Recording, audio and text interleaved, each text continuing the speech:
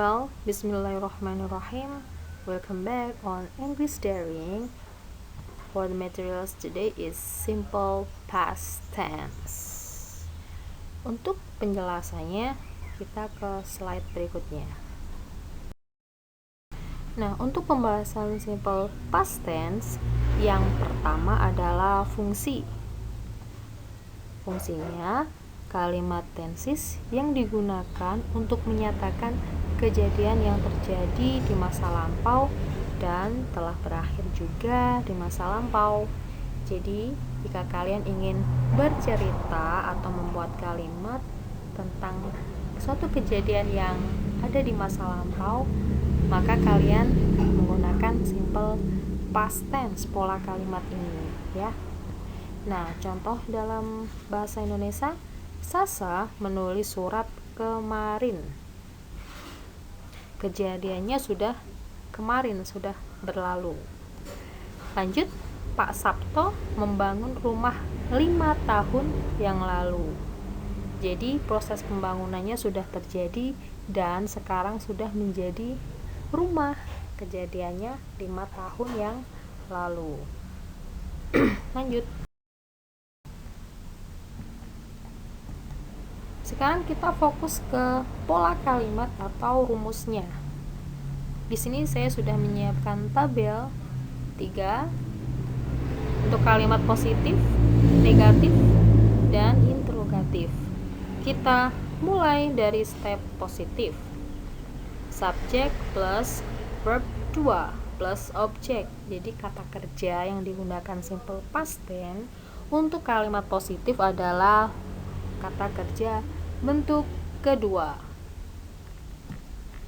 Untuk kalimat negatif, subjek plus did plus not plus verb 1 plus objek.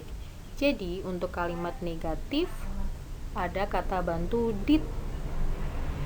Untuk verbnya berubah ke verb 1. Jadi kalau kalian membuat kalimat negatif sudah ada did, maka verbnya nggak boleh verb 2 ya, berubah menjadi verb 1 tanpa ing, tanpa s, namanya bare infinitive.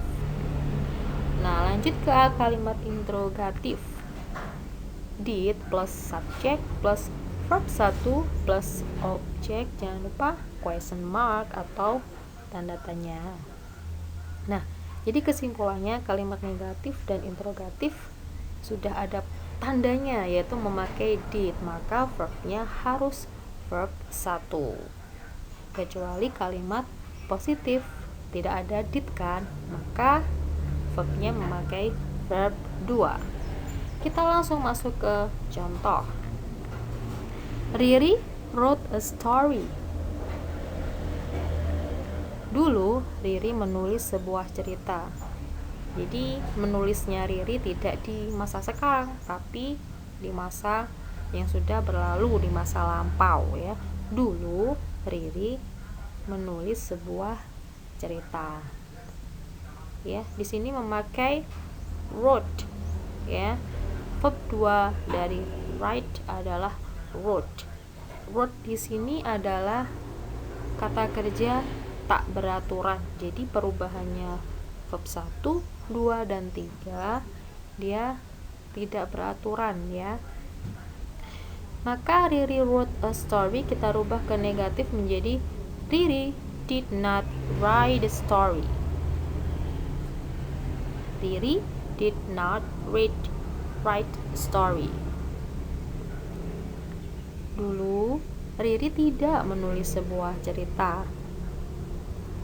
Kalimat negatif adalah kalimat penyangkalan ya. Lanjut ke perubahan ke interrogatif. Did Riri write a story? Did Riri write a story? Ingat tadi saya sudah sampaikan bahwa did di sini adalah kata bantu untuk simple past tense. Jadi verbnya berubah menjadi verb 1. Awalnya wrote menjadi write, kembali ke verb 1. Apakah dulu Riri menulis sebuah cerita? Nah, ini dia bentuk atau rumus untuk kalimat simple past tense, berubah dari positif, negatif, dan interrogatif. Nah, pada slide sebelumnya saya sudah sedikit membahas tentang kata kerja. Ada yang beraturan dan ada yang tidak beraturan. Nah, sekarang saatnya saya menjelaskan sedikit tentang regular dan irregular verb. Apakah perbedaan regular dan irregular verb? Kita bahas dari regular verb dulu, atau disebut kata kerja beraturan. Apalagi ya yang kita bisa tahu tentang regular verb? Bentuk pasnya atau bentuk lampaunya verb 1, 3 dan verb 2-nya dengan diakhiri ed. Kalau irregular verb bisa dikatakan kata kerja tak beraturan dan bentuk pasnya tidak diakhiri ed, seperti pada kalimat contoh sebelumnya, write menjadi wrote, ya, write menjadi wrote. Kalau untuk contoh regular verb dan irregular verb, kita lanjut ke slide berikutnya. Regular verb.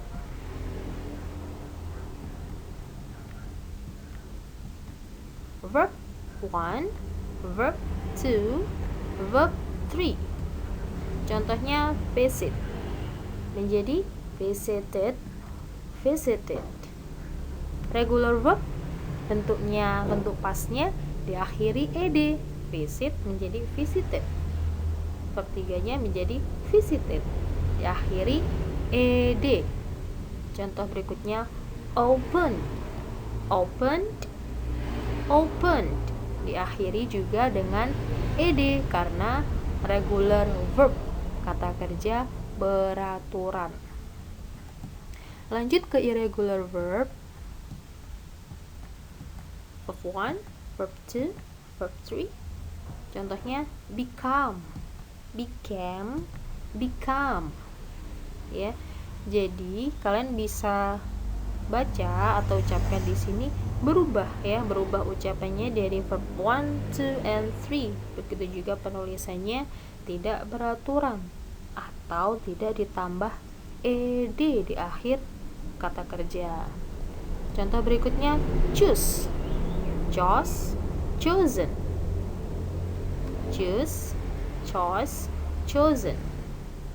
Nah, ini dia anak-anak contoh regular verb dan irregular verb.